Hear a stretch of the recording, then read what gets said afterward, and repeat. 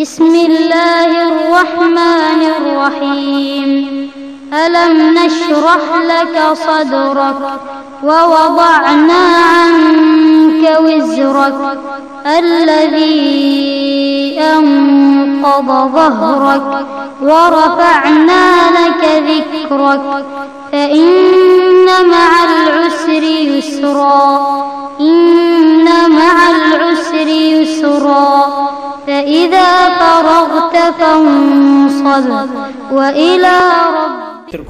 எல்லாம் அல்ல அல்லாஹு தஆலாவின் நல்லடியார்களே, தமிழ்நாடு தௌஹீத் ஜமாத்தினுடைய வாராந்திர சொற்பொழிவில் இன்றைய தினம் மௌலவி ஹுசைன் சலஃபி அவர்கள் நமக்கு மத்தியிலே ஹிஜ்ரத்தும் நுஸ்ரத்தும் என்ற தலைப்பின் கீழ் உரை நிகழ்த்தியிருக்கின்றார்கள்.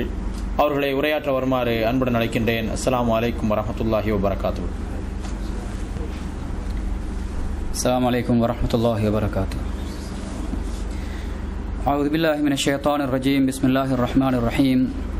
அல்ஹம்துலில்லாஹி நஹ்மதுஹு வ நஸ்தஈனுஹு வ நஸ்தக்ஃபிருஹு வ நு'மினு பிஹி வ நதவக்கலு அலைஹி வ நஊது பில்லாஹி தஆலா மின் ஷுரூரி அன்ஃபுஸினா வ மின் ஸய்யிஆத்தி அஅமாலினா من يهده الله فلا مضل له ومن يضلل فلن تجد له وليا مرشدا أشهد أن لا إله إلا الله وأشهد أن محمدا عبده ورسوله أما بعد رب اشرح لي صدري ويسر لي أمري واحلل عقدة من لساني يفقهوا قولي ربنا لا علم لنا إلا ما علمتنا إنك أنت العليم الحكيم أما بعد எல்லாம் வல்ல அல்லாஹ் சுப்ஹானஹு வ தஆலாவை போற்றி புகழ்ந்தவனாக இறுதி தூதர் உத்தம தலைவர் முஹம்மது முஸ்தபா ஸல்லல்லாஹு அலைஹி வஸல்லம் அவர்கள் மீதும் உத்தம சஹாபாக்கள் நன்மக்கள் அனைவர் மீதும் அல்லாஹ்வின் சாந்தியும் சமாதானமும் என்றென்றும் உண்டாவதாக என்ற பிரார்த்தனையுடன், கண்ணியமிக்க அல்லாஹ்வின் நல்லடியார்களே, அன்புமிக்க இஸ்லாமிய சகோதரர்களே, அல்லாஹுடைய மார்க்கத்தை தூய்மையான வடிவில் விளங்கி எமது வாழ்க்கையில் எடுத்து நடந்து ஏனைய மக்களுக்கும் வெற்றி வைத்து ஈருலகிலும் வெற்றி பெற வேண்டும் என்ற உன்னத நோக்கில்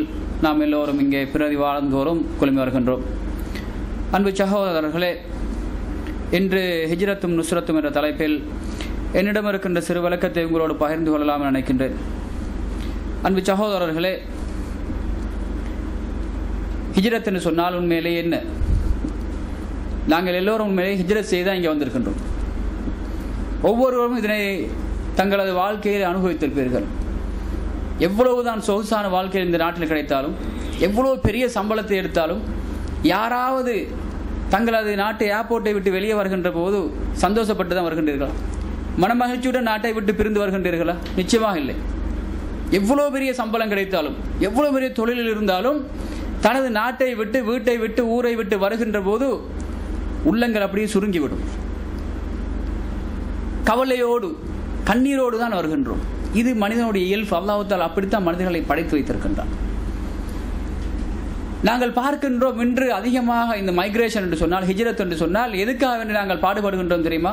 உண்மையிலே பொதுவாக மனிதனுடைய கண்ணோட்டத்தில் அமெரிக்க பாஸ்போர்ட் கிடைக்கும் என்று சொன்னால், அல்லது ஆஸ்திரேலியாவில் பாஸ்போர்ட் கிடைக்கும் என்று சொன்னால், இங்கிலாந்தில் பாஸ்போர்ட் கிடைக்கும் என்று சொன்னால், கனடாவில் பாஸ்போர்ட் கிடைக்கும் என்று சொன்னால், அந்த பாஸ்போர்ட்டை பெற்றுக் கொள்வதற்காக வேண்டி தேவையான கோர்ஸ்களை எல்லாம் செய்கின்றோம். நாட்டை விட்டாலும் பரவாயில்லை, வீட்டை விட்டாலும் பரவாயில்லை, யாரை விட்டாலும் பரவாயில்லை, அந்த நாட்டுக்கு போய் இன்னொரு பெண்ணை கல்யாணம் முடித்தாலும் பரவாயில்லை, எப்படியாவது பாஸ்போர்ட்டை எடுத்துக்கொள்ள வேண்டும்.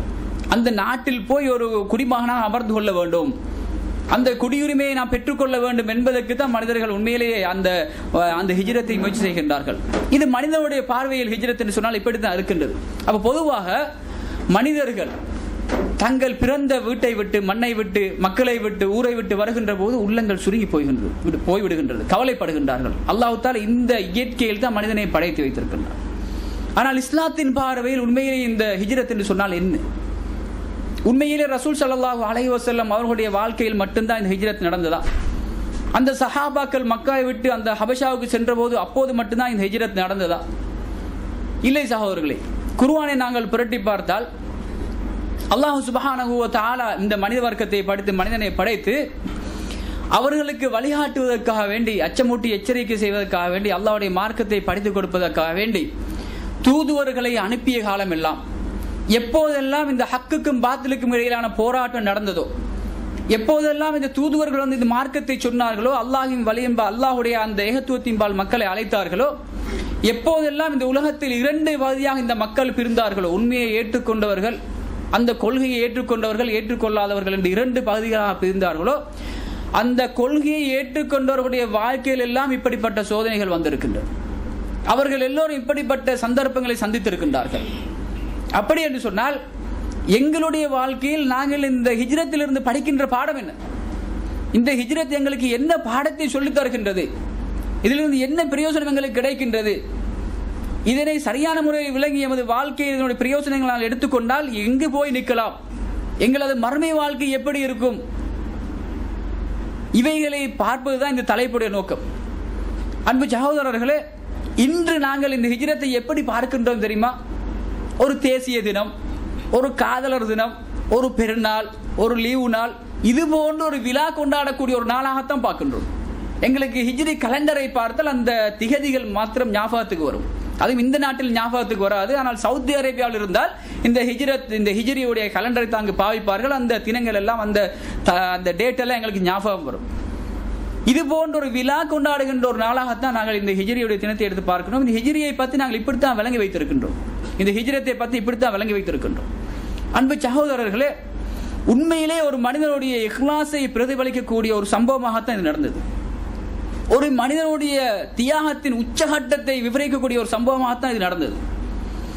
அந்த சஹாபாக்கள் எப்போதெல்லாம் அந்த காட்டு மிராண்டித்தனமான ஜாஹிலியத்துடைய வாழ்க்கையில் இருந்து எப்போது இஸ்லாத்தை அரவணைத்துக் கொண்டார்களோ, இந்த இஸ்லாத்தினுள் எப்போது வந்து விட்டார்களோ, எப்போது இந்த ஷிர்க்குக்கும் ஏகத்துவத்துக்கும் இடையிலான போராட்டம் அன்று மக்காவில் வெடித்ததோ, எப்போதெல்லாம் மக்கள் சரியான பாதையை நோக்கி சரியான திசையை நோக்கி தங்களை திருப்பிக் கொண்டார்களோ, எப்போது ஏக இறைவனாகிய அல்லாஹ்வை விளங்கிக் கொண்டார்களோ, அவனுடைய தூதுத்துவத்தை விளங்கி விரும்பி அணைத்துக் கொண்டார்களோ, அரவணைத்துக் கொண்டார்களோ, அப்போது அவர்கள் ஆட்டிரிக்கப்பட்டார்கள், அப்போது அவர்கள் சோதிக்கப்பட்டார்கள், அப்போது அவர்கள் உரசி பார்க்கப்பட்டார்கள். மக்காவுடைய வாழ்க்கை என்பது அங்கிருக்கின்ற கல்லு மலைகளை விட அந்த மக்கள் பட்ட வதைகள், அந்த மக்கள் எப்படி துன்புறுத்தப்பட்டார்கள் என்பது சொல்லால் சொல்ல முடியாது. பிலாலை பொறுத்த மட்டும் உங்களுக்கு தெரியும், சுஹைபை ரூமையை பொறுத்த மட்டும் உங்களுக்கு தெரியும், சுமையாவுக்கு என்ன நடந்தது உங்களுக்கு தெரியும், யாசருக்கு என்ன நடந்தது தெரியும். இதெல்லாம் எப்படி அவர்களுக்கு கிடைத்தது என்று சொன்னால், அவர்களுக்கு அந்த நாட்டை வெறுக்க வைத்தது. யாருக்காக வெறுத்தார்கள் என்று சொன்னால், அல்லாஹ்வை விரும்பியதன் காரணமாக, அவனது தூதரை விரும்பியதன் காரணமாக, இந்த ஏகத்துவத்தை அரவணைத்துக் கொண்டதன் காரணமாக, இதற்கு பின்னால் இருக்கின்ற மர்மை வாழ்க்கையை விரும்பியதன் காரணமாக அவர்கள் பிறந்த மண் அவர்களுக்கு சர்வசாதாரணமாக போனது.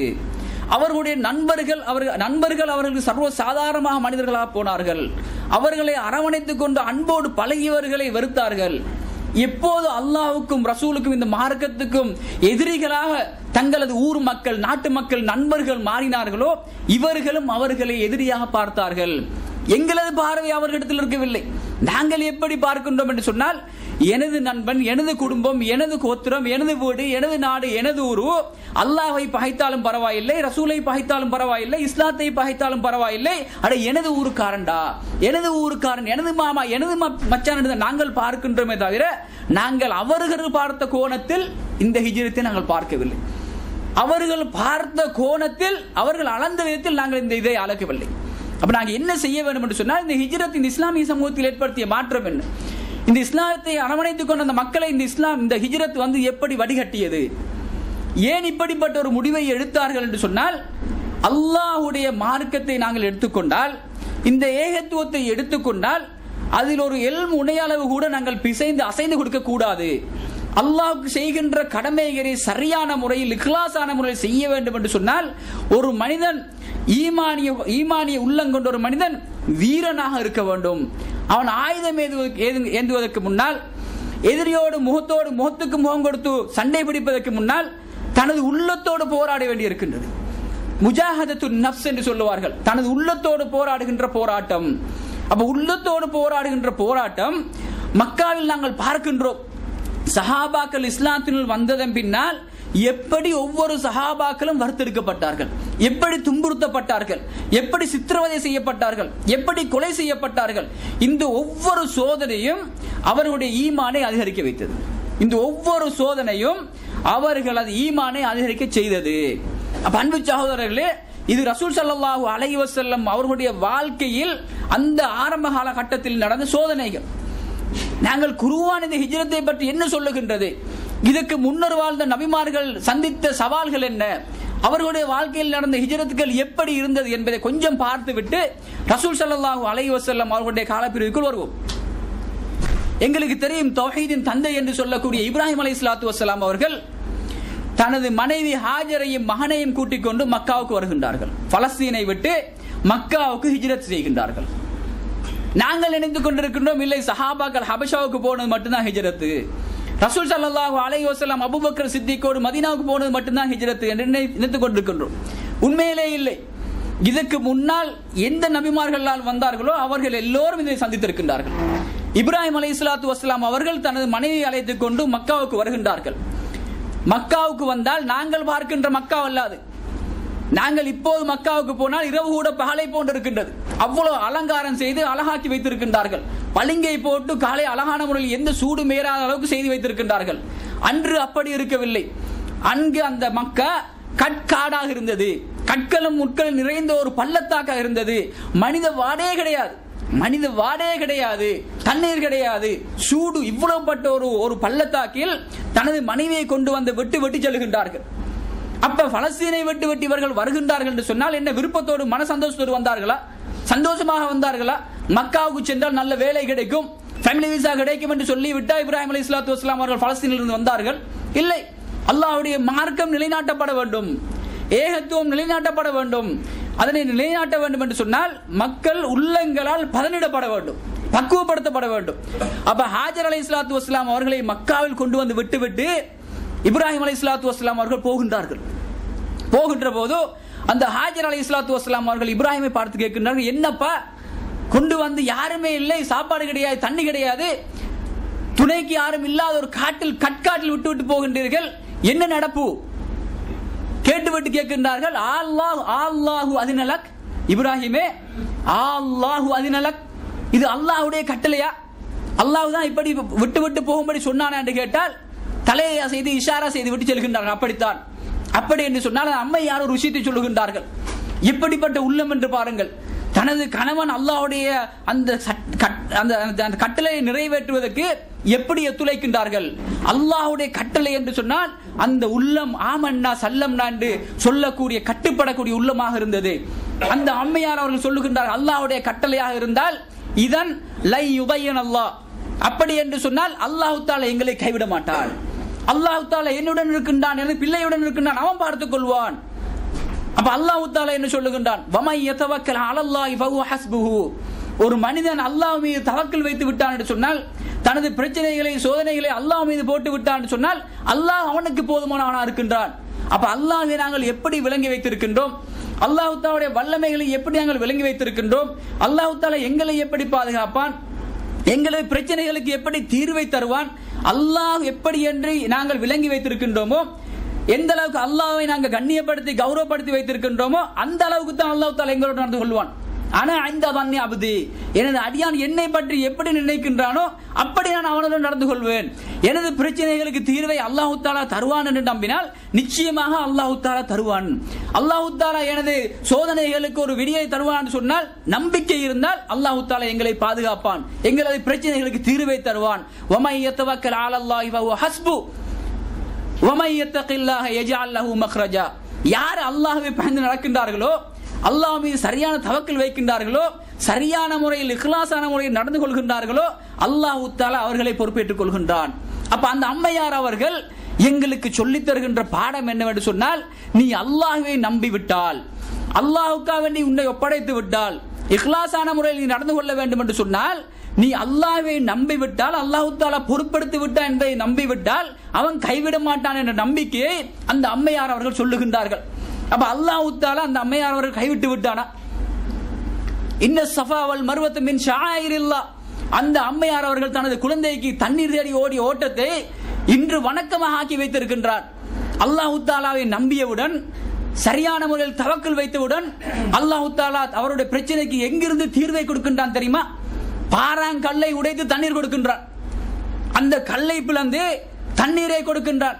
ரசூல் ஸல்லல்லாஹு அலைஹி வஸல்லம் அவர்கள் சொல்லுகின்றார்கள், இஸ்மாயில் இஸ்தாஜலத், இஸ்மாயிலுடைய தாய் அவசரப்பட்டு விட்டார்கள், அவர்கள் அதனை அடைக்கவில்லை என்று சொன்னால் பாலைவனத்தை கிழித்துக் கொண்டு மறுமை வரைக்கும் ஒரு நதியாக ஓடி இருக்கும். நாங்கள் இன்று பார்க்கின்ற ஜம்சம் இஸ்மாயிலுடைய தன் தாயை அவசரப்பட்டு விட்டார்கள்.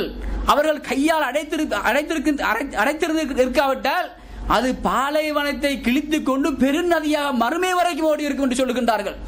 அல்லாஹ்வை நம்பினால் அவன் தீர்வு தருகின்றானா இல்லையா? அப்ப நாங்கள் அல்லாஹ்வை எந்த இடத்தில் வைத்து கணிப்பிடுகின்றோம்? நாங்கள் என்ன நினைக்கின்றோம் என்று சொன்னால், பிரச்சனை வந்து விட்டால் அல்லாஹ்வை நாங்கள் நம்புவது கிடையாது. பக்கத்து வீட்டுக்காரனை நம்புகின்றோம், நண்பனை போய் கையேந்துகின்றோம். எனது பிரச்சனைகளை அல்லாஹ்விடத்தில் முறையீடு செய்வதற்கு முன்னால், அல்லாஹ்விடத்தில் கையேந்துவதற்கு முன்னால் நண்பனிடத்தில் கையேந்துகின்றோம், பக்கத்து வீட்டு காரணத்தில் கையேந்துகின்றோம், கருணை கேட்டு மனிதனிடத்தில் செல்லுகின்றோம். அடி எனக்கு இந்த பிரச்சனை இருக்கின்றது, அல்லாஹ்விடத்தில் யார் இந்த பொறுப்பை சுமத்தினார்கள்? யார் பொறுப்பை சுமத்துவது? நாங்கள் சுமத்தியது கிடையாது.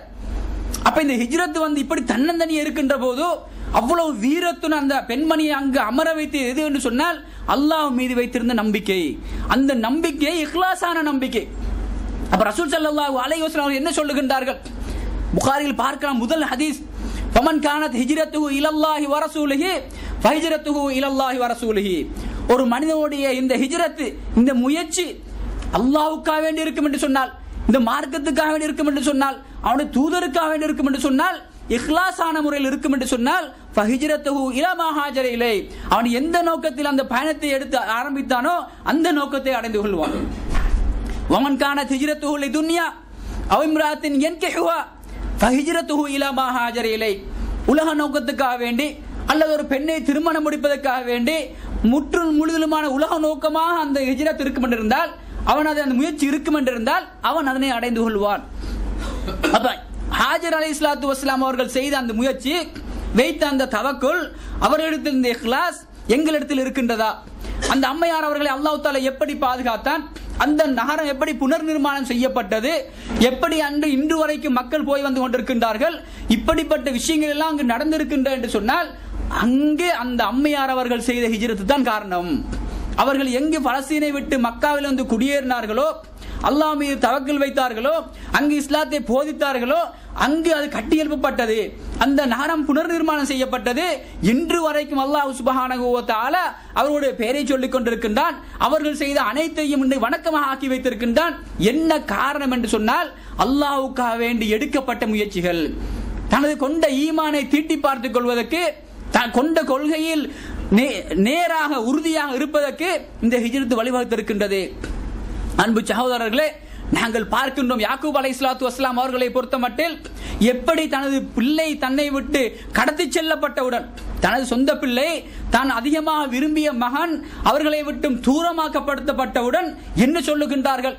சபுருன் ஜமீல், நான் பொறுமையாக இருந்து கொள்கின்றேன். பொறுமையாக இருப்பது ஒரு விசுவாசியுடைய பண்பு.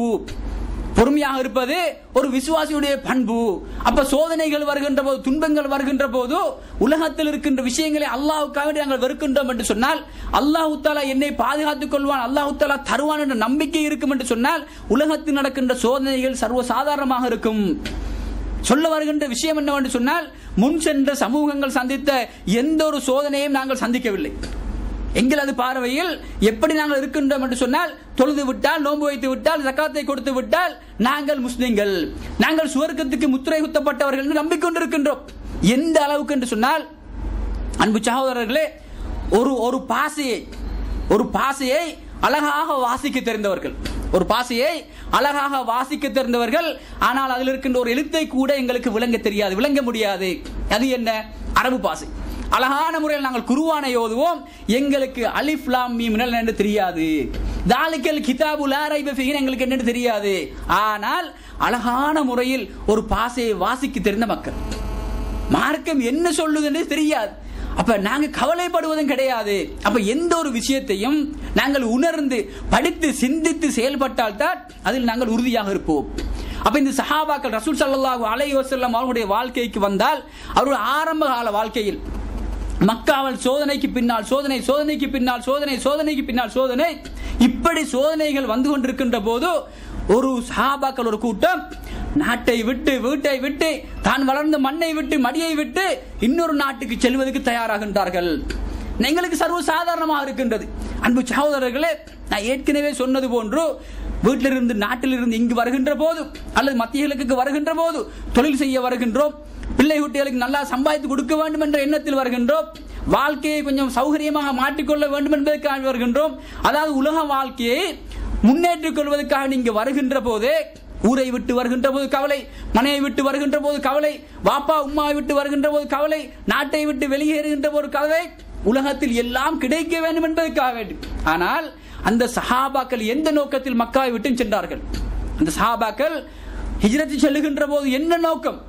அல்லாஹ்வுடைய மார்க்கம் பூமியில் நிலைநிறுத்தப்பட வேண்டும், அல்லாஹ்வுடைய மார்க்கம் சரியான முறையில் பின்பற்றப்பட வேண்டும். நான் அல்லாஹ்வின் ரசூலை விரும்புகின்றேன் என்று சொன்னால், நான் மர்மைக்காக வேண்டி வாழுகின்றேன் என்று சொன்னால், நான் செய்கின்ற வணக்க வழிபாடுகளில் நான் இக்லாசுடன் நடந்து கொள்ள வேண்டும். எனது எண்ணங்கள் அல்லாஹ்வுக்காக வேண்டியும் அவனது தூதருக்காக வேண்டியும் இருக்க வேண்டும். இந்த நம்பிக்கைக்கு எதிராக யார் வந்தாலும், எனது ஊர் மக்கள் வந்தாலும், மனைவி மக்கள் வந்தாலும், எனது சொத்துக்கள் சுகங்கள் வந்தாலும், யாரு வந்தாலும் அதனை நான் தியாகம் செய்வதற்கு தயாராக இருக்கின்றேன். அன்பு சகோதரர்களே, நாட்டை துறந்து ஒரு மனிதன் திரும்பி வரவே மாட்டேன் என்ற நம்பிக்கையில் செல்லுகின்றான் என்று சொன்னால் எங்களுக்கு சர்வ சாதாரணமாக இருக்கலாம். ஆனால் நாடு கடத்தப்படுகின்ற ஒரு மனிதன் அல்லது ஒரு நாட்டை விட்டு இன்னொரு நாட்டுக்கு செல்லுகின்ற மனிதன் அதை அனுபவித்தால் தான் அவனுக்கு தெரியும். அதை அனுபவித்து பார்த்தால் தான் அவனுக்கு தெரியும். இப்போது நாங்கள் வெளிநாட்டுக்கு வருகின்றோம், ஊரில் இருந்து பார்க்கின்ற சகோதரர்கள் என்ன நினைப்பார்கள் என்று சொன்னால், சந்தோஷமாக போறான், சம்பாதிக்க போறான்னு நினைப்பான். ஆனா அந்த வார ஒவ்வொரு சகோதரனுக்கும் தெரியும், நான் எங்கடா போறேன். நான் துபாய்க்கு போனாலும் சரி, அமெரிக்காவுக்கு போனாலும் சரி, அது எங்கட ஊரை விட்டுட்டு வாரம் சொன்னா கவலையா இருக்கும். அது அனுபவித்த மனுஷனுக்கு தான் தெரியும். அப்ப மக்காவில் பிறந்து வாழ்ந்து அந்த ஊரை கண்டவர்கள், விளையாடியவர்கள், அந்த மண் வாசனை அவர்களை விட்டு செல்லாது. இருந்தாலும் அந்த மக்களை எது அழைத்து சென்றது என்று சொன்னால், மறுமை, சுவர்க்கம், அல்லாஹ்வுடைய ரிதா. உலக வாழ்க்கையை பொறுத்த மட்டில் இந்த உலக வாழ்க்கைக்கு என்றோ ஒரு நாள் நாங்கள் பிரியாவிடை கொடுக்க வேண்டும். இந்த உலக வாழ்க்கைக்கு நாங்கள் எப்போவோ டட்டா சொல்ல வேண்டும். அதனால் அவர்கள் அந்த பயணத்தை அரவணைத்துக் கொண்டார்கள். அங்கு போனால் என்ன நடக்கின்றது? பொதுவாக இங்கு வந்த சகோதரர்கள் மார்க்கத்தை படிக்க வாருங்கள் என்று சொன்னால், குர்ஆனை படிக்க வாருங்கள் என்று சொன்னால், அதிகமான சகோதரர்கள் சொல்லுகின்ற காரணங்கள் என்ன என்று சொன்னா, வேலைப்பளு, லீவ் இல்ல, நேரம் இல்ல, வசதி இல்ல, தூங்கல்ல, டைம் இல்ல, ஏதோ பல காரணங்களை சொல்லக்கூடியவர்களாக இருக்கின்றார்கள். அப்ப தவாவுக்கு டைம் இல்ல, மார்க்கத்தை படிக்கிறதுக்கு டைம் இல்ல. ஆனா நாங்க இப்படி நடந்த இந்த ஹிஜ்ரத் போன்ற சில விஷயங்களை பெருமைப்படுத்தி பேசிக் கொண்டிருக்கின்றோம். அன்பு சகோதரர்களே, இந்த கூட்டம் ஹபஷாவுக்கு செல்லுகின்றது. அபிசீனியாவுக்கு சென்றால் அல்லாஹ்வுடைய எதிரிகளுடைய பட்டாளம் இவர்களை பின்தொடர்ந்து செல்லுகின்றது. இவர்களை துரத்தி அடிக்க வேண்டும், அந்த நாட்டிலிருந்து இவர்களை விரட்டி அடிக்க வேண்டும்.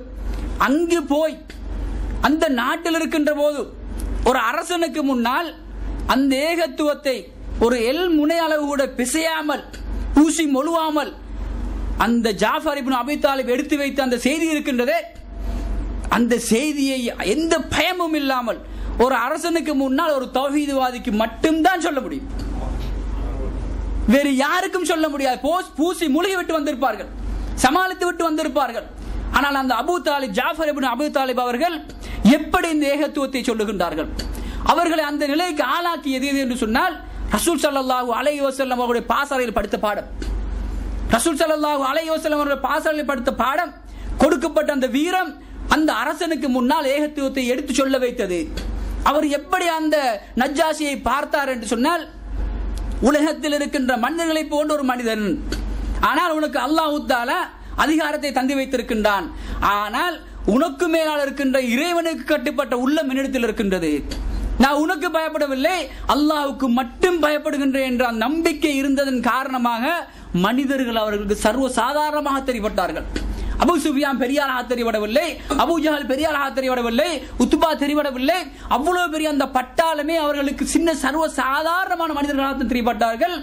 அவர்கள் எதை காதலித்திருந்தார்கள் என்று சொன்னால், நான் கொண்ட கொள்கை, எந்த போதை எனக்கு எனது தூதர் தந்தாரோ, எந்த போதனையின் அடிப்படையில் எனக்கு வாழும்படி சொன்னாரோ, எந்த ஏகத்துவத்தை நான் அரவணைத்துக் கொண்டேனோ, அது எங்கு எந்த இடத்தில் யாரு கேட்டாலும் அப்படியே தெல்ல தெளிவாக சொல்லிவிடுவேன் என்ற உள்ள நம்பிக்கை அவர்களுக்கு இருந்தது.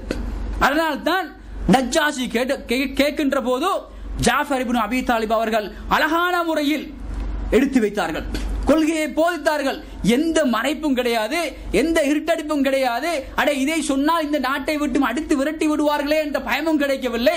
அங்கிருந்து விரட்டினாலும் பரவாயில்லை, சொல்லக்கூடிய ஒரு சந்தர்ப்பம் கிடைத்து விட்டால் அல்லாஹ்வுடைய மார்க்கத்தை சொல்வதற்கு இதுதான் ஒரு அரிய சந்தர்ப்பம் என்று அந்த சந்தர்ப்பத்தை பயன்படுத்தி ஜாஃபர் இப்னு அபூ தாலிப் செய்த உபதேசம் இருக்கின்றது. அந்த உபதேசத்தின் விளைவென்ன? அந்த உபதேசத்தின் விளைவென்ன? அவர் பயப்படவில்லை.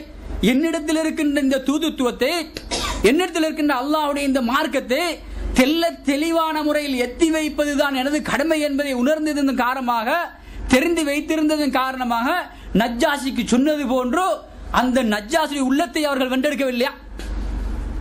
அந்த உபதேசம் அந்த நஜ்ஜாஷியை ஆட வைத்து விட்டது, அவருடைய உள்ளத்தை ஆட வைத்து விட்டது. இஸ்லாத்தினுள் நுழைவதற்கு அந்த உபதேசம் ஒரு காரணமாக அமைந்ததா இல்லையா? அப்ப நாங்க ஹிஜ்ரத்திலிருந்து என்ன தெரிந்து வைத்திருக்கின்றோம்? மக்காவில் அடிக்கப்பட்டாங்க, ஊர் விட்டு ஓடிட்டாங்க, இதல்ல. அவர்கள் மக்கா விட்டு ஓடின அது மட்டும் காரணம் இல்லை. இந்த மார்க்கம் பூமியில் எல்லா இடத்துக்கும் செல்ல வேண்டும். நான் தெரிந்து விட்டால், நான் அனுபவித்து விட்டால் அது என்னுடன் முடிந்துவிடக் கூடாது.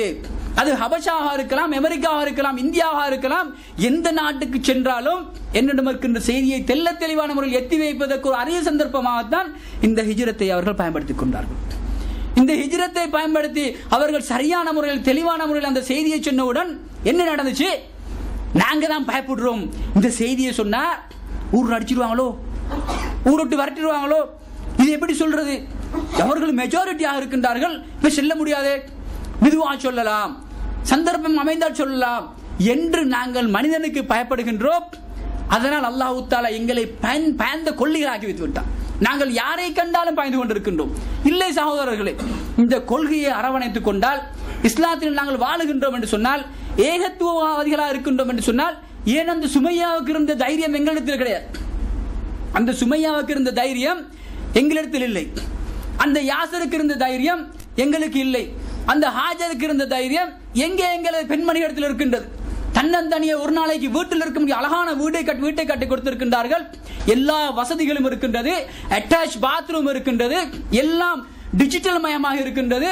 ஆனால் ஒரு நாளைக்கு தனது கணவன் மார்க்கத்தை சொல்வதற்கான வெளிநாட்டுக்கு செல்கின்றான் என்று சொன்னால், வெளியூருக்கு செல்கின்றான் என்று சொன்னால் அதனை உள்வாங்கிக் கொள்கின்ற அளவுக்கு அவர்களது ஈமான் கிடையாது. என்ன சொல்லுகின்றார்கள்? தனியே இருக்க முடியாது, நாட்டில் பாதுகாப்பு இல்ல, பயமா இருக்கின்றது என்று ஷைத்தான் பயங்காட்டுகின்றார். அப்ப ஒவ்வொரு ஊரிலும் ஒவ்வொரு வீட்டிலும் எத்தனை ஹாஜர் இருக்கின்றார்கள், எத்தனை ஹதீஜாக்கள் இருக்கின்றார்கள், எத்தனை ஆசியாக்கள் இருக்கின்றார்கள். எங்கே தைரியம்? ஏகத்துவவாதிகளாக இருந்தால் இந்த ஹிஜ்ரத்துக்கள் சொன்ன பாடம் என்ன? இந்த ஹிஜ்ரத்தை சரியான முறையில் விளங்கி அவர்கள் அரவணைத்துக் கொண்டு அந்த செயல் வடிவம் கொடுத்ததன் காரணமாக அல்லாஹ் தஆலா அவர்களுக்கு நுஸ்ரத் செய்யவில்லையா? அல்லாஹ் தஆலா அவர்களுக்கு உதவி செய்யவில்லையா? அந்த அபிசீனியாவுக்கு சென்ற அந்த சஹாபாக்களுக்கு அல்லாஹ் தஆலா கண்ணியத்தை கொடுக்கவில்லையா? அந்த நஜ்ஜாஷிக்கு முன்னால் அன்று விஐபிக்களாக வந்திருந்த அபூ சுஃபியான் ஏனே குறைஷி தலைவர்களை தலைகுனிய வைக்கவில்லையா? அல்லாஹ் தஆலா தலைகுனிய வைத்தான். ஏன் என்று சொன்னால் அல்லாஹ் தஆலா கொடுக்கின்ற உத்தரவாதம், வலில்லாஹில் இஸ்ஸத்து வலி ரசூலிஹி வலில் முஃமினீன். யார் அல்லாஹ்வை நம்புகின்றார்களோ, ரசூலை நம்புகின்றார்களோ, அல்லாஹ்வை நம்பி ரசூலை நம்பி ஈமானிய வாழ்க்கையை அரவணைத்துக் கொள்கின்றார்களோ, இவர்களுக்கு தான் கண்ணியம் இருக்கின்றது. அல்லாஹ்வுக்கு கண்ணியம் இருக்கின்றது, அவனது தூதருக்கு கண்ணியம் இருக்கின்றது. அவர்களை பின்பற்றக்கூடிய, உண்மையாக இஹ்லாஸாக பின்பற்றக்கூடிய அந்த நன்மக்களுக்கு கண்ணியம் இருக்கின்றது.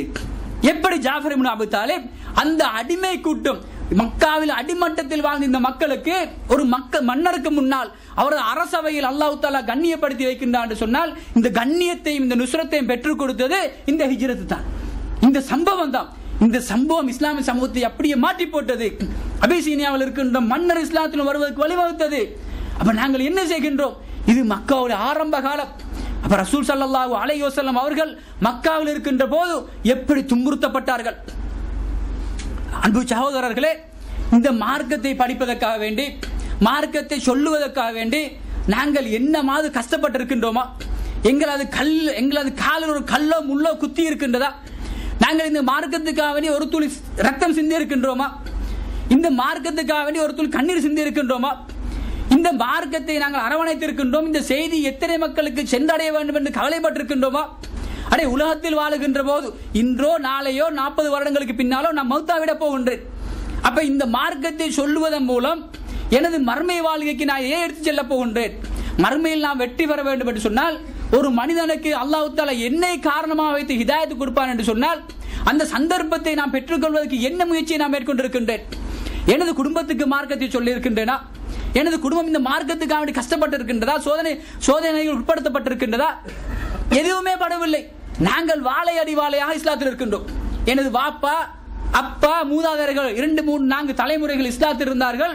ஏதோ அல்லாஹ் தஆலா செய்த பெரிய கிருபை, நான் இஸ்லாத்தில் வந்து விட்டேன், இஸ்லாத்தில் பிறந்து விட்டேன்.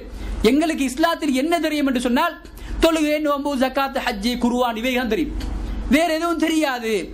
இந்த ஹிஜ்ரத்தை பற்றி மனைவி கேட்டால் கணவனுக்கு சொல்வதற்கு தெரியாது. பிள்ளைகள் வந்து கேட்டால் ஹிஜ்ரத் என்னென்று கேட்டால் எங்களுக்கு சரியான விளக்கம் கொடுப்பதற்கு எங்களிடத்தில் தெளிவில்லை. நாங்கள் படிப்பது கிடையாது. அப்ப ஜாஃபர் இப்னு அபீ தாலிப் ஒரு புதிய முஸ்லிமாக இருக்கின்றார். அந்த அரசவையில் போய் நிறுத்தப்படுகின்ற போது நாங்கள் என்று சொன்னால் நடுநடுங்கி போயிருப்போம். அரசவையில் கொண்டு போய் நிறுத்தப்படுகின்ற போது நாங்கள் நடுநடுங்கி போயிருப்போம். ஆத்திராவசத்துக்கு அடைக்கலம் தேடி வந்திருக்கின்றோம். இந்த சந்தர்ப்பத்தில் மார்க்கத்தை சொல்லக்கூடாது. மார்க்கத்தை சொல்லி என் வம்பை வாங்கிக் கொள்ள வேண்டும். நாட்டை விட்டு திருப்பி அடித்து வரட்டி விடுவார்கள். அதெல்லாம் அவர் பார்ப்பது கிடையாது. அவர் என்ன நினைக்கின்றார் என்று சொன்னால், அல்லாஹ்வுக்காக வேண்டி வந்திருக்கின்றோம். அல்லாஹ்வுக்காக வேண்டி எனது ஊரை, நாட்டை, மண்ணை எல்லாரையும் பிரிந்து விட்டு வெறுத்து விட்டு வந்திருக்கின்றேன், அல்லாஹ்வை விரும்புவதற்காக வேண்டும். அப்ப அல்லாஹ் தஆலா என்னை பாதுகாப்பான், அல்லாஹ் தஆலா என்னை கண்ணியப்படுத்துவான் என்ற நம்பிக்கை இருந்ததன் காரணமாக எப்படி ஹாஜருக்கு தண்ணீரை கொடுத்து பாதுகாத்தானோ, அப்படி ஜாஃபர் இப்னு அபீ தாலிப் அவர்களுக்கும் ஏனைய சஹாபாக்களும் கண்ணியத்தை கொடுத்து, கௌரவத்தை கொடுத்து, அந்த குறைஷி குஃபார்களுக்கு இழிவை கொடுத்தானா இல்லையா? கொடுத்தான். அன்பு சகோதரர்களே, ரசூல் ஸல்லல்லாஹு அலைஹி வஸல்லம் ஒரு வாழ்க்கை பற்றி தெரியும். மக்காவில் சோதனைக்கு உட்படுத்தப்பட்டு 3 வருடம் ஷுஐப் அபீ தாலிப் என்று சொல்லக்கூடிய அபூ தாலிப் பள்ளத்தாக்கில் சிறை வைக்கப்பட்டு அந்த அளவுக்கு கொடுமைப்படுத்தப்படுகின்றார்கள், சித்திரவதை செய்யப்படுகின்றார்கள். கடைசியாக தாரன் நதுவாவில் எடுக்கப்படுகின்ற என்ன முடிவு எடுக்கின்றார்கள் என்று சொன்னால், இந்த மனுஷனை எல்லாம் உசுரோட வச்சு சரி வராது, இவரை கொன்று முடித்தால் தான் இந்த பிரச்சனைக்கு தீர்வை காணலாம், முஹம்மதுடைய தாவத்துக்கு சாவு மணி அடிக்க வேண்டும் என்ற தீர்மானம் எடுக்கப்படுகின்றது. பயந்தார்களா? ரசூல் ஸல்லல்லாஹு அலைஹி வஸல்லம் அவர்கள் என்ன நம்பிக்கை அல்லாஹ் மீது வைத்திருந்தார்களோ அந்த நம்பிக்கை கூடிச்சே தவிர குறையல. அந்த நம்பிக்கை சோதனை வர வர வர அவருடைய நம்பிக்கை அதிகரித்துக் கொண்டே போனது. அல்லாஹ் தஆலா சோதிக்கின்றான் என்ற நம்பிக்கை வந்தது. அதனால் தான் அல்லாஹ் தஆலா எப்படி அவருடைய வீட்டிலிருந்து வெளியேற்றிக் கொண்டு சென்றார். வீட்டை சூழ எதிரிகள் நிற்கின்றார்கள். சந்தர்ப்பம் கிடைத்தால் யாரிடா போட்டி போட்டுக் கொண்டு தலையை எடுப்பதற்கு காத்துக் கொண்டிருக்கின்றார்கள். தலையை எடுத்து விட்டால் சன்மான 100 சிகப்பு ஒட்டைகள் தரப்படுவதாக சொல்லப்பட்டிருக்கின்றது. இவ்வளவு பெரிய ஒரு அந்த சந்தர்ப்பத்தை, அந்த பரிசை பெற்றுக் கொள்வதற்கு ஒவ்வொரு மனிதனும் முண்டி எடுத்துக்கொண்டு அங்கே நிற்கின்றான். அல்லாஹ் தஆலாவை சரியான முறையில் நம்பியதன் காரணமாக இவ்வளவு பெரிய ஒரு பிரச்சனையில் இருந்து அல்லாஹ் தஆலா அவர்களை வெளியேற்றி கொண்டு போகவில்லை. அல்லாஹ் தஆலா எப்படி எந்த பாதுகாப்பில் அழைத்து சென்றான்? அப்ப இந்த ஹிஜ்ரத் என்று சொன்னால், நீ அல்லாஹ்வுக்காக வேண்டிய ஒரு விஷயத்தை வெறுத்தால் அல்லாஹ் தஆலா உன்னை பாதுகாப்பான், அல்லாஹ் தஆலா உனக்கு உதவி செய்வான். நபி ஸல்லல்லாஹு அலைஹி வஸல்லம் அவர்களை அந்த குறைஷி காஃபிர்களுடைய கண்ணுக்கு படாமல் எந்த வழியில் உதவி செய்து அல்லாஹ் தஆலா அழைத்து சென்றான். அழைத்து சென்று அந்த குகையில் இருக்கின்ற போது ரசூல் ஸல்லல்லாஹு அலைஹி வஸல்லம் அவர்கள் அழகான ஒரு வார்த்தை சொல்லுகின்றார்கள். ஏகத்துவவாதிகளுக்கு சில வேளைகளில் சரணம் வந்து விடலாம், சில வேளைகளில் நாங்கள் சருகலாம். ஆனால் அபூபக்கர் தள்ளாடுகின்ற போது, தழும்புகின்ற போது சொல்லுகின்றார்கள், யா ரசூலல்லாஹ், இந்த வந்திருக்கின்ற காவிர்கள் இருக்கின்றார்களே, எங்களை கொல்வதற்காக வந்திருக்கின்றார்கள். நாங்கள் ஒரு மனிதர் வந்திருக்கின்றவர்கள் ஒருவன் தனது காலுக்கு கீழால் பார்த்தால் நாங்கள் வசமாக மாட்டிக்கொண்டோம். ரசூல் ஸல்லல்லாஹு அலைஹி வஸல்லம் அவர்கள் என்ன சொல்லுகின்றார்கள்? நாங்கள் என்று சொன்னால் சொல்லியிருப்போம், சத்தம் போடாத பாத்துருவான்னு சொல்லியிருப்போம். அவர் சொல்றாரு வந்து, யா அபூபக்கர், நீங்க என்ன நினைக்கிறீங்க?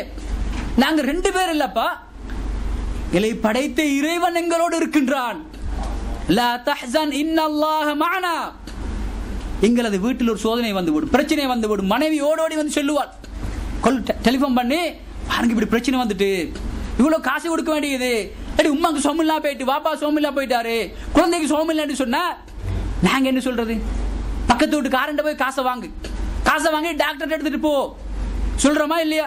நல்ல ஹாஸ்பிட்டல பாரு, நல்ல டாக்டரை பாருன்னு சொல்லுவோம். எந்த ஒரு மனிதனாவது சோதனைகள் வருகின்ற போது அல்லாஹ்வை முன்னிலைப்படுத்திய மனிதர்கள் இருக்கின்றார்களா? சோதனைகள் வருகின்ற போது ஹஸ்புனல்லாஹு வ நிஅமல் வக்கீல் என்று சொன்னவர்கள் இருக்கின்றோமா? உலகத்தில் நாங்கள் நோய் வந்து விட்டால், சோதனைகள் வந்து விட்டால் பரிகாரம் தேடத்தான் வேண்டும். நல்ல ஹாஸ்பிட்டலுக்கு போக வேண்டும், நல்ல டாக்டரை பார்க்க வேண்டும். அதற்கு முன்னால் இறைவனிடம் சரணடைகின்ற உள்ளங்கள் இருக்கின்றதா? இந்த ஹிஜ்ரத் எங்களுக்கு அதைத்தான் சொல்லுகின்றது. அவ்வளவு பெரிய சோதனை, எந்த ஒரு சந்தர்ப்பத்திலும் எந்த ஒரு நொடிப்பொழுதிலும் கொலை செய்யப்படலாம். அந்த அளவுக்கு வலை விரிக்கப்பட்டிருக்கின்றது. அந்த அளவுக்கு தேடிக்கொண்டிருக்கின்றார்கள். சந்துகளிலும் பொந்துகளிலும் மலைகளிலும் கால்வாய்களிலும் தேடாத இடம் கிடையாது. அல்லாஹ் தஆலா அவ்வளவு பெரிய மனிதனுடைய கண்களுக்கு மறைத்து அந்த குகையில் வைத்திருக்கின்ற போது குகைக்கு மேலால் எதிரி நின்று கொண்டிருக்கின்றான். அல்லாஹ் தஆலா எப்படி பாதுகாக்கின்றான்? இவ்வளவு பெரிய ஒரு சோதனை வந்தவுடன் அந்த நபி எப்படி அல்லாஹ்விடத்தில் தஞ்சம் அடைகின்றார்கள், எப்படி அல்லாஹ்வை நினைக்கின்றார்கள். அடே அல்லாஹ் தஆலா என்னுடன் இருக்கின்ற போது இந்த உலகமே அணிதிரண்டு வந்தாலும் எனக்கு எதையும் செய்ய முடியாது. இதான நம்பிக்கை. ஒரு உண்மையான ஈமானிய நம்பிக்கை என்று சொன்னா, ஒரு தௌஹீத்வாதி என்று சொன்னா என்ன சொல்லணும்? சோதனைகள் துன்பங்கள் வருகின்ற போது நாங்கள் இந்த ஹிஜ்ரத்தை சிந்தித்து பார்க்க கூடாது. இந்த ஹிஜ்ரத் என்ன கலண்டர் வச்சு பார்ப்பதற்கா, இல்ல கொண்டாடி விட்டு ஒரு நாள் லீவ் எடுப்பதற்கா? ஹிஜ்ரி முதலாண்டு வெள்ளிக்கிழமை வந்தா எல்லாருக்கும் கவலை. ஹிஜ்ரி முதல் தேதி வெள்ளிக்கிழமை வந்தா எல்லாருக்கும் கவலை. என்ன லீவ் இல்லா போகுமே. அது என்ன செய்யறோம்னு சொன்னா, எல்லாரும் ஸ்கெட்யூல் போட்டு வச்சு எந்த படத்தை பார்க்கிறது, எந்த கிரவுண்டரை எத்தனை ஓவர் அடிக்கிறது, இதுதான் கேள்வி. அன்பு சகோதரர்களே, இந்த ஹிஜ்ரத் எங்களுக்கு சொல்ற பாடம் என்ன? இந்த ஹிஜ்ரத் எங்களுக்கு சொல்ற பாடம் என்ன? எங்களுடைய வாழ்க்கையில என்னென்ன மாற்றங்களை இது ஏற்படுத்தும்? இது பெரிய மாற்றத்தை ஏற்படுத்தும். உலகத்தில் நாங்கள் வாழுகின்ற போது உண்மையான ஏகத்துவவாதிகளாக இருந்தால், அல்லாஹ்வையும் ரசூலையும் நாங்கள் உலகத்தில் இருக்கின்ற எல்லா வஸ்துக்களையும் விட விரும்புகின்றோம் என்று சொன்னால், எங்களது பிரச்சனைகளுக்கும் தொல்லைகளுக்கும் தொந்தரவுகளுக்கும் அல்லாஹும் ரசூலும் தீர்வை தருவார்கள் என்ற நம்பிக்கை எங்களுக்கு இருக்கும் என்று சொன்னால், இந்த உலகத்தை நாங்கள் துச்சமாக மதிப்போம் என்றால், அல்லாஹுக்காக இந்த உலகத்தை விட்டு விடுவோம் என்று சொன்னால், அல்லாஹு தஆலா எங்களை தூக்கி வைப்பான நம்பிக்கை எங்களுக்கு கிடையாது. அந்த ரசூல் ஸல்லல்லாஹு அலைஹி வஸல்லம் சொன்னார்களே, ஹஸ்புனல்லாஹு வ நிஅமல் வக்கீல், இன்னல்லாஹ மஅனா. இந்த வார்த்தைகள் எதை என்ன பாடத்தை சொல்லி தருகின்ற என்று சொன்னால், அல்லாஹ்வுக்காக வேண்டி ஒன்றை வெறுத்தால், அல்லாஹ்வுக்காக வேண்டி ஒன்றை விட்டால் உனக்கு கண்ணியம் இருக்கின்றது, உனக்கு உதவி இருக்கின்றது, உனக்கு பாதுகாப்பு இருக்கின்றது. யாருடைய பாதுகாப்பு? அல்லாஹ்வுடைய பாதுகாப்பு. அப்ப அன்பு சகோதரர்களே, இந்த ஹிஜ்ரத் என்ன சொல்லுகின்ற என்று சொன்னால், எங்களுக்கு என்ன பாடத்தை படித்து தருகின்ற என்று சொன்னால், நீ இஹ்லாஸான மனிதனாக வாழலாம், இஹ்லாஸான உல தூய்மையுடைய மனிதனாக வாழலாம், உனது வாழ்க்கையை நடத்தலாம். நீ இஹ்லாஸாக நடந்தால், முத்தகியாக இறைவனை பயந்தவனாக இருந்தால், உலகம் உன்னை பார்த்து பயப்படும். நீ அல்லாஹ்வை மட்டும் பயந்தால் உலகம் உன்னை பார்த்து பயப்படும். நீ உலக மக்களை பயந்தால் அல்லாஹ் தஆலா உன்னை கைவிட்டு விடுவான். நீ உலக மக்களை பார்த்து பயந்தால் நீ ஒரு பயந்தாங்கொல்லியாகத்தான் இருப்பாய். அப்படிப்பட்ட சமூகமாகத்தான் நாங்கள் இருக்கின்றோம். இன்றைக்கு ஒரு சோதனை வந்து விட்டால், ஒரு துன்பம் வந்து விட்டால், 2 பேர் ஏசி விட்டால் தொழுகையை விட்டு விடுகின்றோம், நோன்பை விட்டு விடுகின்றோம், அல்லாஹ்வும் ரசூலும் விரும்பக்கூடிய எத்தனையோ வணக்கங்களை விட்டு விடுகின்றோம். என்ன காரணம் என்று சொன்னால், எனது கண்ணியம் பாதிக்கப்படக்கூடாது, எனது கௌரவம் பாதிக்கப்படக்கூடாது, எனது பட்டம் பதவிகள் என்னை விட்டு போய்விடக் கூடாது. சலா, நோன்பு, ஜகாத்து, ஏனைய வணக்கங்கள் கலிவன் நடந்து கொள்கின்றோமா இல்லையா? அப்ப இதைத்தான் ஹிஜ்ரத் எங்களுக்கு சொல்லுகின்றதா? உலகத்தில் சின்ன ஒரு சோதனையை தாங்க முடியவில்லை. அல்லாஹ் தஆலா என்ன சொல்லுகின்றான்? அல்லாஹ் வமினன் நாஸி மைய அப்துல்லாஹ் அலா ஹர்ஃபின், மனிதர்களில் சிலர் அல்லாஹ்வை ஒரு விளிம்பில் இருந்து வணங்கிக் கொண்டிருக்கின்றார்கள், ஒரு விளிம்பில் இருந்து வணங்கிக் கொண்டிருக்கின்றார்கள். அவர்களுக்கு ஒரு சோதனை வந்து விட்டால் முகம் குப்புற விழுந்து விடுகின்றார்கள். ஹஸிரத் துன்யா வல் ஆகிரா, 2 உலகங்களையும் இழந்து விடுகின்றார்கள். உலகத்திலும் தோல்வி அடைந்த மனிதர்கள் தொழுகின்றார்கள், நோன்பு வைக்கின்றார்கள், ஜகாத்து கொடுக்கின்றார்கள், ஹஜ்ஜி செய்கின்றார்கள். ஒரு சோதனை வந்துவிட்டால், வைத்தியசாலையில் நோய்க்கு நிவாரணம் கிடைக்கவில்லை என்று சொன்னால், ஒரு மனிதன், ஒரு ஷைத்தான் வந்து அங்கு தர்காவுக்கு போகலாம் என்று சொன்னால், தௌஹீத்வாதியும் விழுந்து விடுகின்றான், தௌஹீத்வாதியும் விழுந்து விடுகின்றான். அப்ப இந்த ஹிஜ்ரத் இதைத்தான் சொல்லித் தருகின்றதா? இல்லை சகோதரர்களே. நீ கொண்ட கொள்கையில் முதலில் இஹ்லாஸாக நடந்து கொள். நீ கொண்ட கொள்கையில் முதலில் இறை அச்சத்தோடு நடந்து கொள். நீ இந்த உலகத்தில் வாழுகின்ற போது அல்லாஹ்வை மட்டும்தான் நீ பயப்பட வேண்டும். இந்த உலகத்தை பார்த்து பயப்படக்கூடாது. நாங்கள் பார்க்கின்றோம், சுஹைப் ரூமி என்று சொல்லக்கூடிய சஹாபி, மக்காவுக்கு வந்தவர்கள், வெளியூரில் இருந்து வந்தவர்கள். நாங்கள் என்ன சொல்லுவோம் தெரியுமா? வந்தா வரதான். இதான் பட்டம் நான் கொடுக்கிறது. அவர் வந்து மக்காவில் நல்லா சம்பாரிச்சு இஸ்லாத்தினுள் வந்தா சோதனை வருகுது. இவர் ஹிஜ்ரத் போக பார்க்கிறார், மக்கா விட்டுட்டு மதீனாவுக்கு போக பார்க்கிற நேரம் என்ன கேட்கிறான் தெரியுமா? நீங்க எங்க இருந்து வந்தீங்க?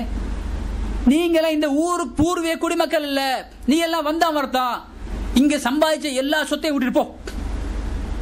விட்டுட்டு தான் போறாரு. அவர் சொத்துக்களை பார்க்கவில்லை.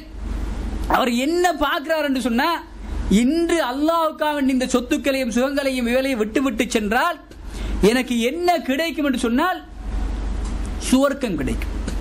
இன்னல்லாஹ் இஷ்தரா மினல் முஃமினீன அம்வாலஹும் வ அன்ஃபுஸஹும் பிஅன்ன லஹுமுல் ஜன்னah. அல்லாஹ்வை நம்பிவிட்டால், அவனது ரசூலை நம்பிவிட்டால், இந்த வாழ்க்கையை நாங்கள் அரவணைத்துக் கொண்டால் என்ன பரிசு தெரியுமா கிடைக்கும்? ஜன்னா. அல்லாஹ் தஆலா என்ன சொல்லுகின்றார் ஹதீஸில் குதுஸியிலே, அஅதத்து லிஇபாதியஸ் ஸாலிஹீன், எனது சாலிஹான மக்களுக்காக வேண்டி. யார் சாலிஹான மக்கள்? இக்லாஸோடு இருக்கின்றவர்கள், இறையச்சத்தோடு இருக்கின்றவர்கள். பாங்கு சொல்லப்பட்டால் இதுதான் அல்லாஹ்வுடைய கட்டளை, இதுதான் ரசூலுடைய வழிகாட்டுதல் என்று சொல்லப்பட்டால் மா கான லஹுமுல் ஹியரா, அவர்கள் எந்த மாற்று கருத்தும் தெரிவிக்க மாட்டார்கள். இது அல்லாஹ்வுடைய சட்டம், இது ரசூலுடைய வழிகாட்டுதல் என்று சொன்னா ஆமன்னா சல்லம்னா. இப்படி நடக்கின்றார்கள் என்று சொன்னால் இவர்கள் சாலிஹான மக்கள்.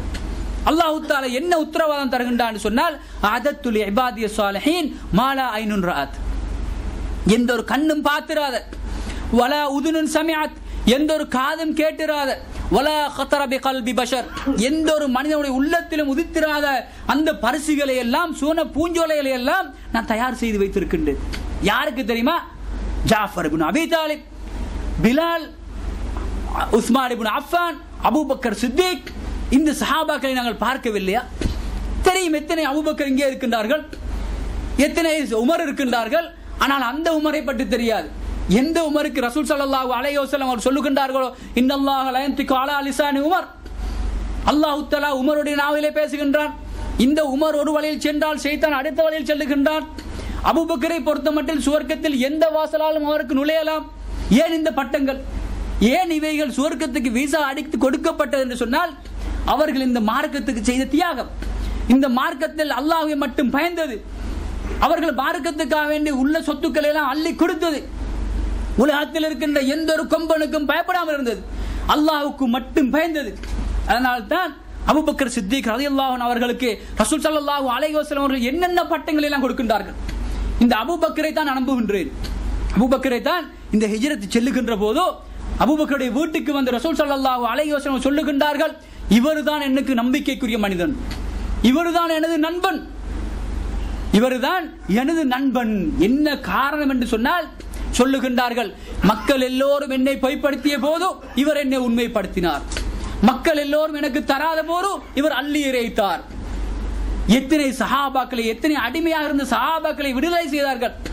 என்ன நோக்கம் என்று சொன்னால், அன்பு சகோதரர்களே, சொத்துக்களை வெறுப்பது, நாட்டை வெறுப்பது, ஊரை வெறுப்பது, மண்ணை வெறுப்பது, அல்லாஹ்வுக்காக வேண்டி ஒன்றை வெறுக்கின்றோம் என்று சொன்னால் அதற்கு பகரமாக அல்லாஹ் தஆலா தருவது சுவர்க்கம்.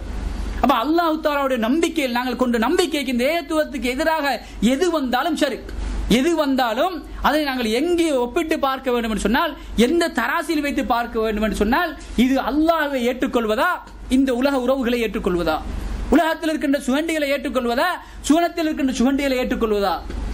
எங்களுக்கும் சஹாபாக்களுக்கும் இடையில் இருக்கின்ற வித்தியாசம் அதுதான்.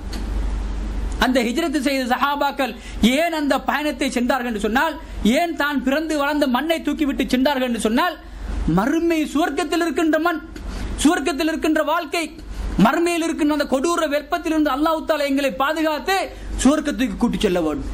சுவர்க்கத்தில் இருக்கின்ற வாழ்க்கை தான் நிரந்தரமான வாழ்க்கை, அதுதான் துண்டிக்கப்படாத இன்பம் என்பதை அவர்கள் தெரிந்து வைத்திருந்தார்கள். நாங்கள் எப்படி இருக்கின்றோம் என்று சொன்னால், மறுமை என்று சொல்வது, மன்னரை வாழ்க்கை என்று சொல்வது யாரும் பார்க்கல, இதுவரைக்கும் கிடைக்கல. அதனால இதெல்லாம் வாழ்ற வயசு, இப்ப வாழல, எப்ப வாழ்றது? அப்படித்தான் நாங்க கேட்கிறோம். வந்து என்னமோ எங்க லைஃபுக்கு உத்தரவாதம் கொடுக்கப்பட்ட மாதிரி நாங்க எப்படி நடந்து கொள்கின்றோம் என்று சொன்னால், நாளைக்கு இருக்கின்ற வாழ்க்கை, நாளை என்பது எங்களுக்கு உத்தரவாதம் தரப்பட்டிருக்கின்றது, நாளைக்கு சொகுசாக வாழலாம் என்றுதான் நாங்கள் நினைத்து வாழ்ந்து கொண்டிருக்கின்றோம். ஆனால் அவர்களுடைய பார்வை எப்படி இருந்தது என்று சொன்னால், அவர்கள் இந்த உலகத்தை எப்படி பார்த்தார்கள் என்று சொன்னால், ஒரு முறை ரசூல் ஸல்லல்லாஹு அலைஹி வஸல்லம் அவர்கள் ஒரு மரத்தடியில் தூங்கி ஓய்வெடுத்துக் கொண்டிருக்கின்றார்கள். உமர் ரலியல்லாஹு அன்ஹு அவர்கள் நினைக்கின்றனர், எழும்புகின்ற போது ரசூல் ஸல்லல்லாஹு அலைஹி வஸல்லம் அவருடைய முதுகில் அந்த ஈத்த மோளை அல்ல அந்த பாயுடைய அச்சு அப்படியே பட்டிருக்கின்றது. அந்த சஹாபி கேட்கின்றார்கள், யா ரசூலல்லாஹ், ரோம் பாரசீக மன்னர்கள் எல்லாம் எப்படிப்பட்ட வாழ்க்கையை வாழ்கின்றார்கள் தெரியுமா? எவ்வளவு சொகுசான லக்ஸரி வாழ்க்கையை வாழ்கின்றார்கள் தெரியுமா? நீங்கள் நினைத்தால் உங்களுக்கு எப்படிப்பட்ட வாழ்க்கையை தரலாம் தெரியுமா? பைத்துல் மாலில் கசானா நிரம்பி வழிகின்றது. நாட்டு தலைவர் மரத்தடிக்கு கீழால் தூங்கி இருக்கின்றார்கள். சொல்லுகின்றார்கள், யா உமர், எனக்கும் இந்த உலகத்துக்கும் இருக்கின்ற தொடர்பு என்ன தெரியுமா? ஒரு பிரயாணத்தில் இருக்கிறாரு, நீண்ட பிரயாணம் செய்து கொண்டிருக்கின்றார். களைப்பு வந்தவுடன் கொஞ்சம் ஓய்வெடுப்பதற்காக வேண்டி தங்கி செல்லுகின்றார். இந்த உலக வாழ்க்கை அப்படித்தான் இருக்கின்றது. குன்ஃபித் துன்யா கான்னக கரீப் அவ் ஆபிர் சபீல். உலகத்தில் நீ ஒரு வழிப்போக்கனை போல் நடந்து கொள்ளு, அல்லது ஒரு பாமரனை போல் நடந்து கொள்ளு. இந்த உலகத்துக்கு இதுக்கு தொடர்பு கிடையாது. அப்ப இந்த சஹாபாக்கள் இவ்வளவு பெரிய தியாகத்தை செய்தார்கள் என்று சொன்னால், அல்லாஹ்வுக்காக வேண்டி நாட்டை, வீட்டை, மக்களை, உறவுகளை வெறுத்தார்கள் என்று சொன்னால் மறுமையை பார்த்தார்கள். ஏன் மறுமையை பார்த்தார்கள் என்று சொன்னால், அல்லாஹ் தஆலா இந்த உறவுகளை பற்றி என்ன சொல்லுகின்றார்? நாங்க எந்த உறவிடத்தில் தோத்து போய் விடுகின்றோமோ, எந்த உம்மாவிடத்தில், எந்த வாப்பாவிடத்தில், எந்த உறவுகளிடத்தில் அல்லாஹ்வுடைய உறவா இந்த உறவா என்று வருகின்ற போது நாங்கள் அல்லாஹ்வுடைய உறவை, அந்த தொடர்பை துண்டித்து விட்டு உலக உறவை அரவணைத்துக் கொள்கின்றோம். அல்லாஹ் தஆலா மறுமையில் ஒருவன் பாவி என்று தீர்ப்பளிக்கப்பட்டு விடுவார். அல்லாஹ் பாதுகாக்க வேண்டும். மஹ்ஷரில் ஒரு மனிதன் பாவி என்று தீர்ப்பளிக்கப்பட்டு விட்டால் அவன் என்ன நினைப்பான் தெரியுமா? அல்லாஹ் தஆலா சொல்லுகின்றான், யவத்துல் முஜ்ரிமு ஐ யஃப்ததி மின் அஸாபி யௌமைதின் பிபனி. நாங்க யாருக்காக நீங்க கஷ்டப்படுறோம்? எனது மகன் படிக்கணும், எனது மகள் படிக்கணும், எனது மகளை நல்ல இடத்துல கல்யாணம் முடிச்சு கொடுக்கணும், மனைவி மக்களுக்கு நல்ல வீட்டை கட்டி கொடுக்கணும், பிரச்சனை இல்லாம கடன் இல்லாம வாழணும். யாருக்கு இது? மனைவி மக்கள். அல்லாஹ் தஆலா சொல்றா, மறுமையில வந்து ஒரு மனிதன் நீ பாவிடான்னு தீர்ப்பளிக்கப்பட்டு சொன்னா சாய்ஸ் இல்ல. என்ன செய்யறது? அல்லாஹ் தஆலா இடத்தில் அவன் பேரம் பேசுவான். யா அல்லாஹ், எனது ஈர கொழுந்தே என்று வளர்த்தேன மகன், எனது ரத்தமே கண்ணே பொண்ணே என்று வளர்த்தேன் எனது மகன், எனது குழந்தைகள் இருக்கின்றார்கள், இவர்களை தூக்கி நரகத்தில் போட்டுவிட்டு என்னை தூக்கி சொர்க்கத்தில் போடு. இது சரி வர இல்லையா? வஸாஹிபத்திஹி வஅஹி. யாரு? நான் பாதி நீ பாதி. சொல்லுவா மனைவி, நீங்க இல்லாட்டி வாழ முடியாதுங்க, நீங்க இல்லாட்டி நான் செத்து போயிடுவேன். இவர் மண்டையை போட்டா ஒரு அவரும் கபருக்கு பக்கத்தில் போய் நிற்க மாட்டான். மண்டையை போட்டு இவர் அடக்கிட்டு வந்தா சொல்லுங்க, பாவம் உங்களோட 50 வருஷம் இவர் வாழ்ந்தாரு, ஒரு நாளைக்கு ஒரு அவர் மையவாடியை போய் அந்த கபருட்டு நின்று கொஞ்சம் துவா கேட்டோம், யா அல்லாஹ் இவர் பாவத்தை மன்னிச்சிரு, இவர் இன்னைக்கு தண்ணி உள்ள இருக்கிறாரு, பாவத்தை மன்னிச்சிட்டு போய் ஒரு அவர் நின்றுட்டு வாங்கன்னு சொன்னா ஆள் விட்டா போதும்ட்டு ஓடுவான். மையவாடிக்கு யாரு போறது? மகன் இருப்பான், நான தம்பிமார் இருப்பாங்க, அண்ணன் தம்பிமார் இருப்பாங்க. ஒரு ஆள் கைய வச்சா நாங்க யார் தெரியுமா, எங்க குடும்பம் யாரு தெரியுமா, விட்டுருவோமா? கேட்கிற ஆட்கள் வாப்பா மவுத்துன்னு சொன்னா பக்கத்துக்கு போக மாட்டான், மையத்தை குளிப்பாட்ட போக மாட்டான். இப்படிப்பட்ட உறவுகள் மர்மர வந்து அல்லாஹ் தஆலா பேரம் பேச, அல்லாஹ் தஆலா எடுத்து பேரம் பேசுவார். யா அல்லாஹ், பிள்ளைகளை தூக்கி போடு, இந்த மனைவி மக்கள் சகோதரர்கள் இருக்கின்றால் தூக்கி போடு, இவர்கள் எல்லாம் சரி வர இல்லையா? கடைசியா சொல்லும், வமம் ஃபில் அர்து ஜமியா சும்ம யுஞ்சி. பூமியில் இருந்த எல்லா மக்களையும் தூக்கி நரகத்தில் போட்டுட்டு என்ன மட்டும் தூக்கி சொர்க்கத்தில் போடு. இது எப்படிப்பட்ட உறவுகள்? இவைகளை சஹாபாக்கள் விளங்கி வைத்திருந்தார்கள். அதனால் தான் மக்காவை விட்டு செல்லுகின்ற போது பார்க்கின்றார்கள், மக்காவா எங்களது உறவுகளா? எந்த அளவுக்கு இந்த உறவுகள் உயிரோடு இருக்கின்ற வரைக்கும் தான் உறவுகள், உயிரோடு இருக்கின்ற வரைக்கும் தான் உம்மா வாப்பா நானா தம்பி சாச்சா மக்கள் மச்சான் எல்லாம் வந்து எப்ப மூச்சு முடியுதோ அதோட எல்லாம் முடிஞ்சு, எப்ப எங்களை கொண்டு போய் புதைக்கிறாங்களோ அதோட முடிஞ்சு. அப்ப இந்த சஹாபாக்கள் எதை பார்க்கறாங்கன்னு சொன்னா இந்த உலக வாழ்க்கையை பார்க்கல, எங்க நுஸ்ரத்து கிடைக்கணும். ஹிஜ்ரத்துல எங்க எந்த நுஸ்ரத்தை பார்க்கறாங்க? நாங்க ஹிஜ்ரத்துல பார்க்கற உலக நுஸ்ரத்து. நாங்க ஹிஜ்ரத் போறோம்னு சொன்னா மைக்ரேட் ஆகி ஆஸ்திரேலியாக்கு போனா உலகத்துல நுஸ்ரத் பாஸ்போர்ட் கிடைக்குது. ஆனா சஹாபாக்கள் எதை பார்த்தாங்கன்னு சொன்னா எங்களுக்கு அபிசீனியா பிரச்சனை இல்ல, இத்தாலி பிரச்சனை இல்ல, மதீனா பிரச்சனை இல்ல, எங்க போனாலும் பரவாயில்லை, அல்லாஹ்வுடைய சுவர்க்கம் கிடைக்க வேண்டும். என்ன நான் எப்போது புதைக்கப்படுகின்றேனோ அதற்கு பின்னால் இருக்கின்ற மறைவான மன்னரை வாழ்க்கை, அதற்கு பின்னால் இருக்கின்ற மர்மை வாழ்க்கையில் அல்லாஹ் தஆலாவிடத்தில் நான் புகழ்ச்சியை பெற்றுக் கொள்ள வேண்டும், அல்லாஹ்வுடைய திருப்தியை பெற்றுக் கொள்ள வேண்டும். இந்த நுஸ்ரத்தை தான் அவர்கள் எதிர்பார்த்தார்கள். நாங்கள் எந்த நுசுரத்தை பார்க்கின்றோம் என்று சொன்னால் கண்ணியம், கௌரவம், ஊரில் பட்டம், பதவிகள், யாரையும் பகைச்சுக் கொள்ள கூடாது. உலகத்தில் நாங்கள் குடும்ப உறவுகள் பாய்க்க முடியாது, மாமாவை பாய்க்க முடியாது, மனைவியோட குடும்ப உறவுகளை பாய்க்க முடியாது. அல்லாஹ்வை பாய்ச்சிக்கலாம், ரசூலை பாய்ச்சிக்கலாம், இஸ்லாம் என்ன நடந்தாலும் பரவாயில்லை. உலகத்தில் இதெல்லாம் சொல்ல முடியாதுங்க, இதெல்லாம் பேச முடியாதுங்க. மாமாவை பாய்க்கிறதா, மச்சானை பாய்க்கிறதா, அடே அல்லாஹ்வை பாய்க்கிறது அது பிரச்சனை இல்லை. அப்படி ஒரு வாழ்க்கையை தான் நாங்கள் நடத்தி கொண்டிருக்கின்றோம். அன்பு சகோதரர்களே, இதைத்தான் இந்த ஹிஜ்ரத் எங்களுக்கு சொல்லுகின்றதா. உண்மையான நுஸ்ரத், ஹிஜ்ரத்தில் இருக்கின்ற உண்மையான நுஸ்ரத், உண்மையான வெற்றி, உண்மையான உதவி எது என்று சொன்னால், எங்களை கபரிலிருந்து பாதுகாப்பது உதவியா, உலகத்தில் இருக்கின்ற ஆபத்துக்கள் இருந்து பாதுகாப்பது உதவியா? கபரில் கொண்டு போய் தன்னந்தனியே வைக்கப்படுகின்ற போது அல்லாஹ்வுக்காக வேண்டி நீ வாழ்ந்திருந்தால், ஃபமன் கானத் ஹிஜ்ரத்துஹு இலல்லாஹி வ ரசூலிஹி ஃபஹிஜ்ரத்துஹு இலல்லாஹி வ ரசூலிஹி. ஒரு மனிதனுடைய வாழ்க்கை இஹ்லாஸான முறையில் அல்லாஹ்வுக்காக வேண்டி இருந்திருந்தால், உனது நோன்பு, ஜகாத்து, ஹஜ்ஜி கொண்ட கொள்கை, மார்க்கத்தை சொல்வது, மார்க்கத்தை படிப்பது, உனது வாழ்க்கை நீ ஒரு முஸ்லீமாக, இஸ்லாமியனாக, ஈமானியதாரியாக நீ வாழ்ந்திருந்தால் உனக்கு என்ன நுஸ்ரத்து கிடைக்கும் தெரியுமா? நீ எந்த நுஸ்ரத்தை எதிர்பார்க்க வேண்டும் தெரியுமா? கபரில் நீ பாதுகாப்பு பெற வேண்டும். மண்ணறையில் தன்னந்தனியே வைக்கப்படுகின்ற போது உனக்கு எது தெரியுமா பாதுகாப்பாக வரும்? உனக்கு எது தெரியுமா நுஸ்ரத்தாக வரும்? பிரிட்டிஷ் பாஸ்போர்ட் வராது, ஆஸ்திரேலியன் பாஸ்போர்ட் வராது. என்ன வரும் என்று சொன்னால், ரசூல் ஸல்லல்லாஹு அலைஹி வஸல்லம் அவர் சொல்லுகின்றார்கள், இத்பாஉல் மையத்து ஸலாஸ், ஒரு மையத்தை 3 விஷயங்கள் பின்தொடர்ந்து செல்கின்றது. அஹ்லுஹு வமாலுஹு வஅமலுஹு, அவனது குடும்பம், பட்டம், பதவிகள், காசு, பணம், அவன் செய்த நல்லமல்கள். நல்லமல்கள் தான் இந்த ஹிஜ்ரத்.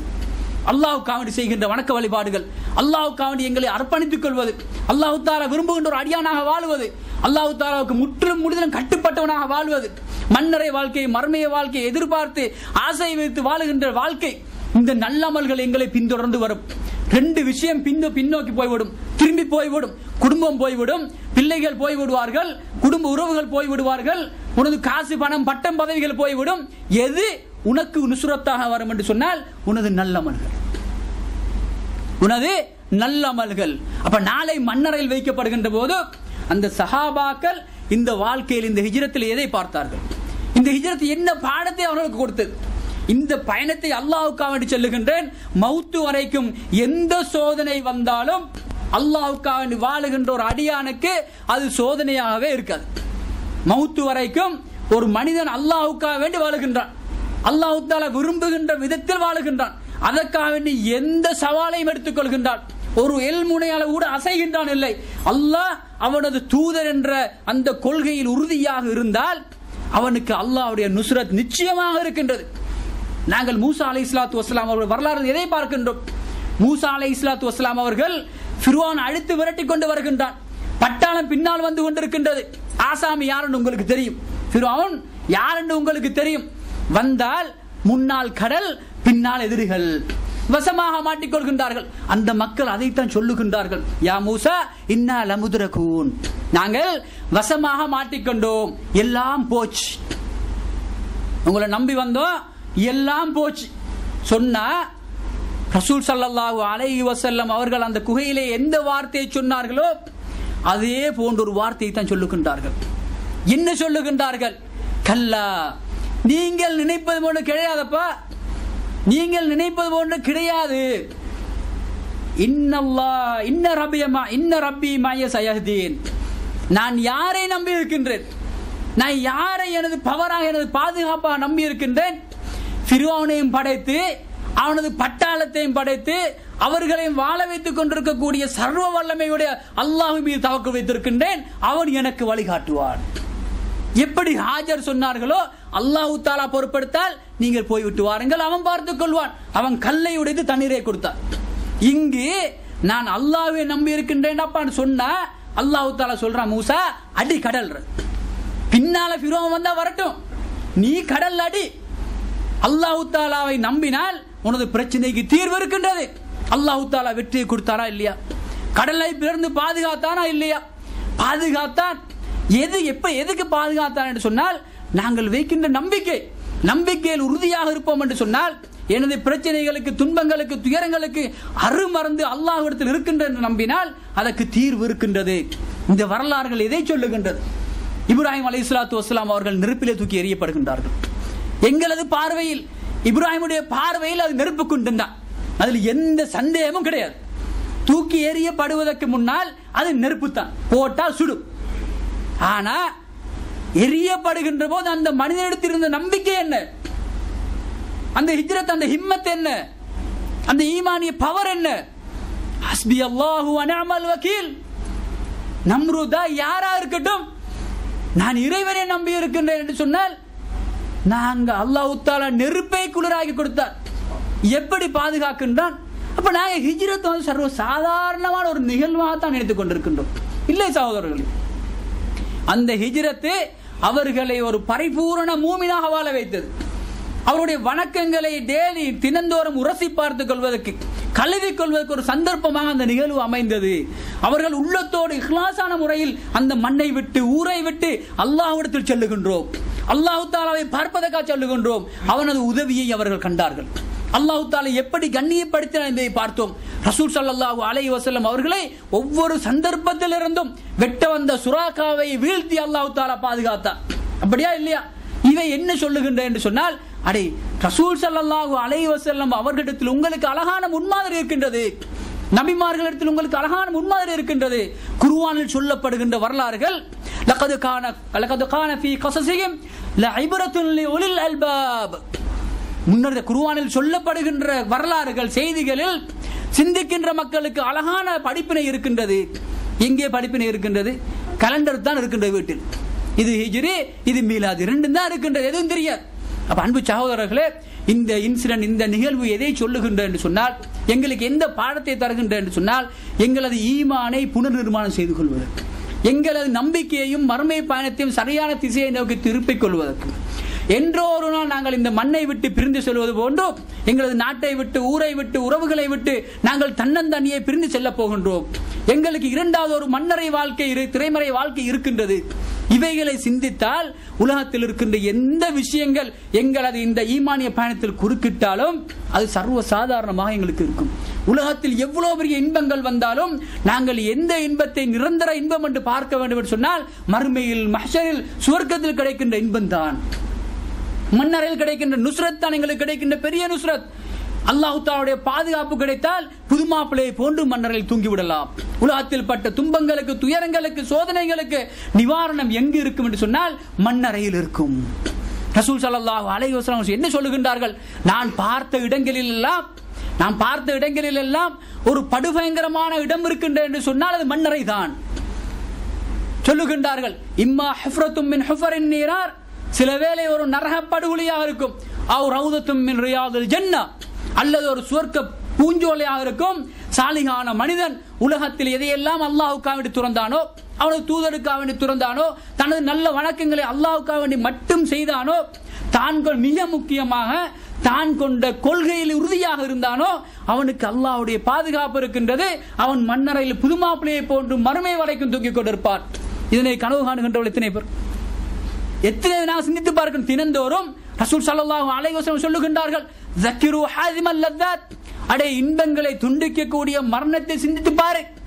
நீ ஒவ்வொரு நாளும், நான் அடுத்த கணம் நான் மரணித்து விட்டால் எனது நிலைமை என்ன, நாளை நான் மரணித்து விட்டால் எனது நிலைமை என்ன, எனது குழந்தைகள் எங்கே இருப்பார்கள், எனது பேங்க் பேலன்ஸ் எங்கே இருக்கும், எனது சொத்துக்கள் சுகங்கள் எங்கே இருக்கும். அப்போ ஒரு மனிதன் மரணத்தை பற்றி சிந்திப்பான் என்று சொன்னால் அது அவனது ஈமானை வலுப்படுத்தும், அவன் நம்பிக்கையை வலுப்படுத்தும், மறுமை வெற்றிக்கு அவனுக்கு வழிவகுக்கும். அப்ப இவைகளை சிந்திப்பதற்கு இந்த சஹாபாக்கள் செய்த தியாகங்கள், இந்த ஹிஜ்ரத்துக்கள் எங்களுக்கு இப்படிப்பட்ட பாடத்தை தருகின்றது.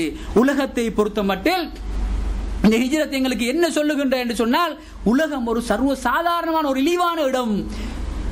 நாங்கள் தற்காலிகமாக இந்த உலகத்தில் வாழ்ந்து கொண்டிருக்கின்றோம்.